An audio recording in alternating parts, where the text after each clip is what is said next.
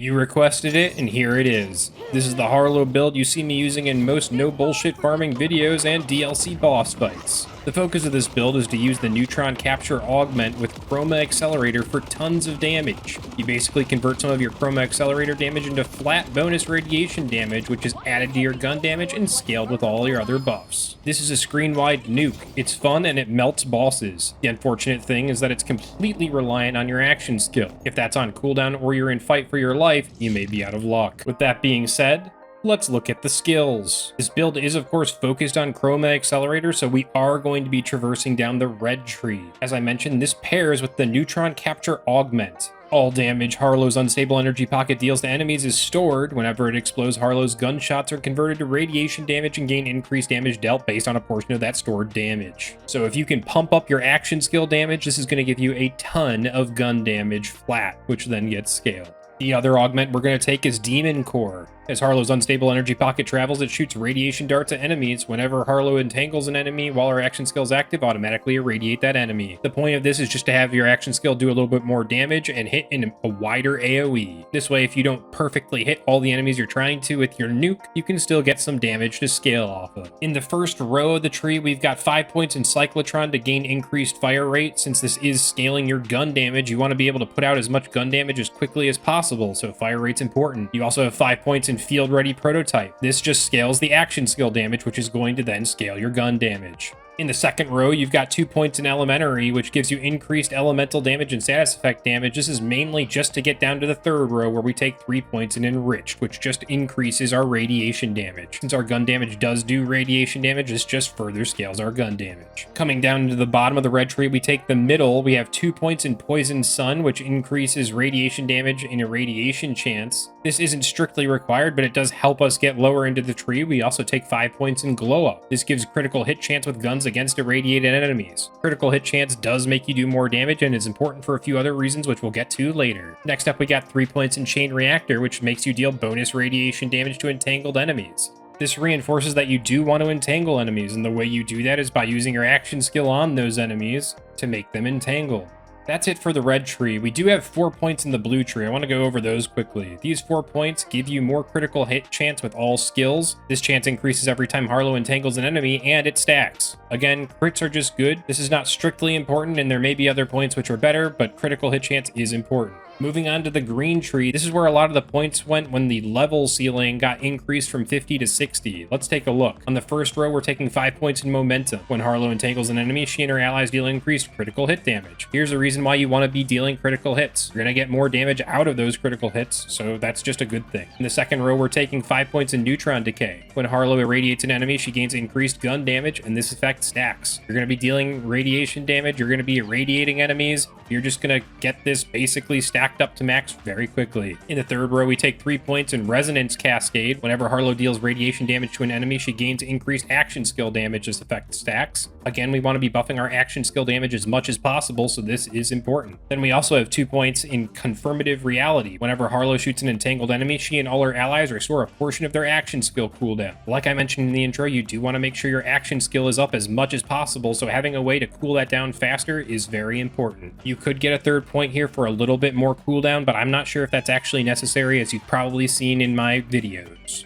Coming down to the lower section of the tree, we got 5 points in Decoherence. Harlowe deals increased damage with all sources to entangled enemies. Enemies inside of her Flux Generator take further increased damage. When you're using your action skill on enemies, which you do for this build, you're entangling them, and they're inside of your Flux Generator, so they're going to take more damage, which is going to store more damage, which is going to give you more gun damage. This is good to do. We're also going to take 5 points in Harlowe's Certainty Principle. Harlowe gains increased gun handling, which is further increased with every enemy in her Flux Generator. This is not strictly required, but it's better than 5 points in Gamma Ray Burst, because we don't actually want to drain shield just by dealing bonus radiation damage, even though that does sound kind of nice. You could play around with it. I didn't want to. In the next row, we got 5 points in Critical Funding. These are the last 5 points in this tree. I didn't have these points available until the level cap was raised to 60, but now, whenever Harlowe critically hits an enemy, she gains a chance to entangle it and refills a portion of her gun's magazine. This is what lets you absolutely shit out bullets. You typically will want to have a gun with a high magazine size anyway, but being able to refill that mag on critical hit and adding 5 ammo on critical hit means you may not actually have to reload if you've got enough critical hit chance. So those are the skills. Let's go over to the specializations. As you can see, my specializations are not particularly optimized. The main thing I wanted to get to is Daredevil, which gives increased action skill cooldown rate and multiplied action skill damage. These are both really important for this build. As I mentioned, you want to make sure that action skill is up as much as possible, and the more damage it does, the more it's going to scale your gun damage. So getting here with points in sharpshooter and runner is important. The actual passives in these trees which help out a lot are now with caffeine, which reduces action skill cooldown whenever a rep kit is activated. This means that if you do find yourself with a cooldown left over on your action skill, you can slam your rep kit, not just for healing, but also to get some cooldown reduction. I am a gun. Action skill damage now benefits from increases to gun damage. So now you can scale both your action skill damage and your gun damage, which then also scales your gun damage again, but with flat damage later. This double dipping is awesome. A honed mind. Action skills gain a chance to critically hit enemies and also gain action skill critical hit damage. Again, more critical hit, good. More damage for your action skill, good. This translates directly to gun damage. Super nice. Finally, in the zone. While aiming, the Vault Hunter gains increased gun damage and critical hit damage per second. Bonuses are lost after 2 seconds of not aiming. I often won't aim because I'm a lazy boy, but more gun damage and critical hit damage, this is pretty good if you're not actually nuking bosses on a single cycle. Now let's move over into the inventory. There's not a lot that's actually very important here, so I'm going to touch over the main things first, and then I'll show you why the rest of this doesn't actually matter. The main weapon I'm using is the Wombo combo. I don't know why, but these rip rockets that fire from the underbarrel seem to really hit super hard. I've tried other weapons before, and this one seems to outclass them all. Even the bod does not seem to compare to the Wombo combo. You'll notice that even though I'm level 60, this weapon is only level 50, and I still shred everything. This is the weapon I used in the raid boss fight that we put up a video on a few days ago, and it's only level 50, but it just shreds. The next important thing here is the Skeptic class mod. Again, also level 50. You can probably get better rolls on this. Whenever Harlowe slams an enemy in stasis, she automatically fires radiation darts and cryo darts that home in on enemies. That doesn't really matter though. Shooting enemies with an active status effect restores 2% of action skill cooldown. Especially because you have fast-firing weapons, you're going to be able to get that cooldown back very quickly. If you fire your action skill at nothing and have a long cooldown, but then fire at an enemy, apply a status effect, and keep firing, you're going to get your action skill back really fast. That's why this is used. Next up is the Watts for Dinner. This is not super core. The reason I take it is because of the overshields. As you may have noticed, this build lacks a little bit of defense, lifesteal, shield steal, whatever, and so this is where I get it. Having a siphon roll to make this passive so I don't need to pick up the overshields is also super nice. Those are the core items of the build. You don't really need anything else, but let me go over what else I have anyway. My weapons are basically weapons that I've picked up during no bullshit farming videos that I wanted to try out or show for the video, so they don't really matter. For example, I have this purple Buzzy Muzz. I like the name of this, and when I picked it up at level 50, it had a lot of DPS. Now it's mostly useless. I've also got the Oscar Mike. The reason I have this equipped is because the space laser looks awesome. If you don't know what that looks like, go watch our video for this. It looks really cool, and it does pretty good damage. Kinda hard to aim, but it's sick, and sometimes just when I want to see pretty lights, I use this. Next up is the Whiskey Foxtrot. Other Chroma Accelerator builds seem to like this weapon a lot. I've tried it. Maybe I don't have the right parts on it. That's probably the problem, but I don't really like it as much. However, it is still on my gear loadout. For my ordnance, I've got a Vivisecting Throwing Knife. Even though this was gutted at one point, it is still pretty good now. Having extra crit chance for 5 seconds, again, just makes it more likely that you're going to critically hit, and that's going to refill your magazine. That's going to deal critical hit damage. That's going to just make you do more damage. For the rep kit, I've got an AF-1000. The reason I have this is because of time dilation, which makes the duration get increased by 100% and its cooldown decreased. And the other mod here is Accelerator. Unused grants action skill cooldown rate by 100% for 20 seconds. I want to have my action skill up all the time, so this is great, and it lasting longer and being available sooner is pretty good. The triple bypass probably also works pretty well here, or something that actually gives you like more healing,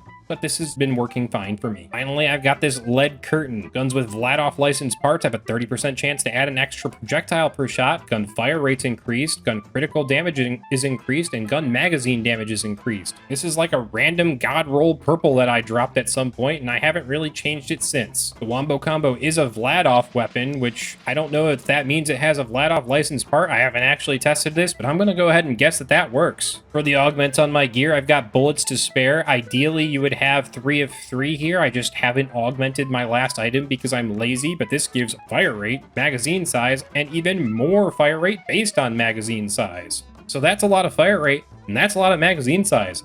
It would be worth me going to get the 3rd upgrade for this. I also have 2 points in Action Fist. This is actually meant to only be 2 points. We're purely doing it for the action skill damage. I'm not meleeing in this build, so I don't really care about the first thing or the third thing. If you want to melee something for more action skill damage, go for it. One of the main downsides to using the wombo combo is that the rockets will explode in your face if you're not careful. You can very easily kill yourself by accident. And again, once you're in fight for your life, if your chroma accelerator buff isn't up, you do basically no damage. You can get up if you focus on one single white enemy long enough, but it's tough. That's why in the raid video I played with my buddy and he supported the crap out of me and I never went down or really took enough damage to do anything. Now let me show you what I mean. If I use my chroma accelerator and I don't hit anything, I basically have no added damage from that, and it's on cooldown. So if I try and attack this thing, I'm not going to do any damage, but you'll notice because I applied a status effect, it's back up already. Isn't that great? Now let's pretend I wasn't actually hitting something, and I still had no chroma accelerator. So let me fire it back over here again. It's on cooldown. The other thing I can do is use my rep kit. You'll notice right now it's at 36 seconds. I use my rep kit, it's down to 13 seconds. Now while my rep kit is active, this is going to just cool down a lot faster. Once the rep kit is no longer active, that number will bump up if it's not full, but that doesn't always happen. Usually it fills right back up. And once you use this, you want to hit as many mobs as possible to do as much damage as possible. That includes exploding it so enemies are hit by the explosion. And then you can kill anything you want. It doesn't matter. Where's that badass? Come back here. Yeah, he's dead.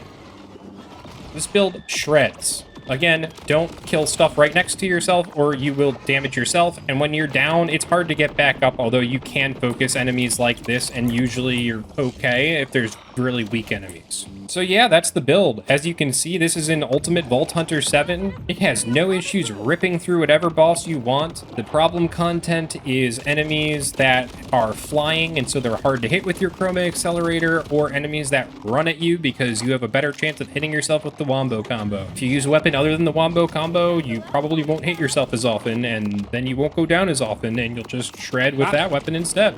If you have a better weapon, please let me know. I've tested a bunch, and I still like the wombo combo best. If you like this build video, please like, share, comment, and subscribe. If you've got any improvements, let me know in the comments below, and I will see you in our next build video.